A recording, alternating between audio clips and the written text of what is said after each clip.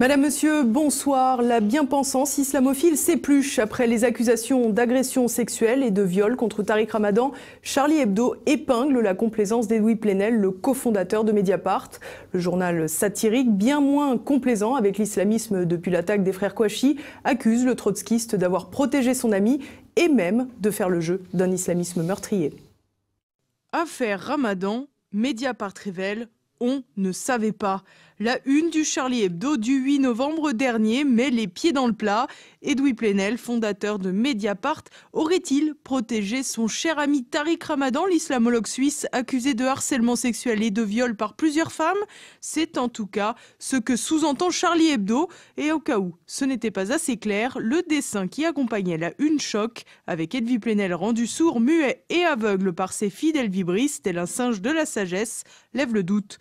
Si Charlie Hebdo considère que Plenel a protégé Ramadan, c'est parce que le trotskiste ne rate jamais une occasion de voler au secours de l'islamologue proche des frères musulmans, une organisation jugée terroriste aux États-Unis.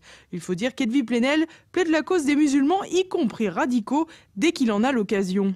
Au pire, ce livre s'intitule « Pour les musulmans », il pourrait s'intituler « Pour les minorités », parce qu'une démocratie, c'est d'abord le souci de la minorité.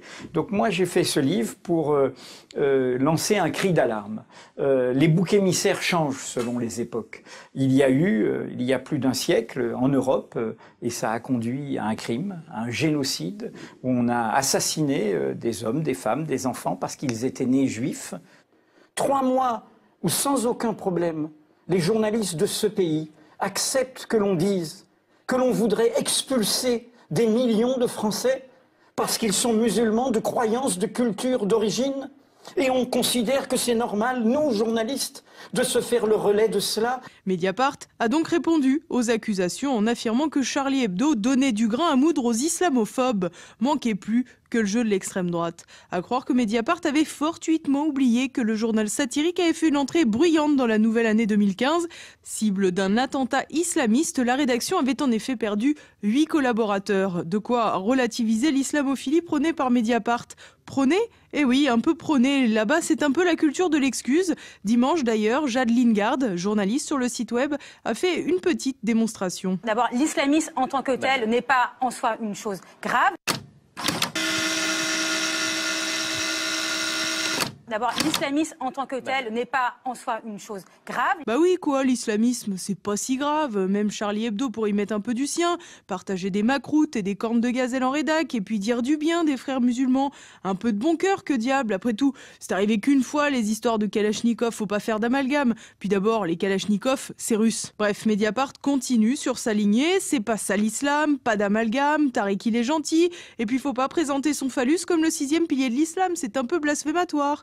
Et d'ailleurs, Plenel aurait estimé que Charlie Hebdo alimentait la guerre faite aux musulmans en France. Alors là, c'est un peu le grain de couscous qui a fait déborder la couscoussière. Évidemment, Plenel a nié avoir prononcé une telle phrase, mais Riss, le directeur de la publication Charlie Hebdo, l'a eu mauvaise. Il s'est fondu d'un édito dans l'édition de ce mercredi en guise de réponse. Cette phrase, nous la pardonnerons jamais, car en la prononçant, Plenel condamne à mort une 2e fois Charlie Hebdo. C'est un appel au meurtre. Cette phrase adoube ceux qui demain voudront finir le boulot des frères Kouachi. Mediapart a donc mal joué la partie. D'abord présenté comme complice de Tariq Ramadan, Edoui Plenel est désormais transformé en complice de futurs terroristes. Décidément, c'est vraiment la lutte finale.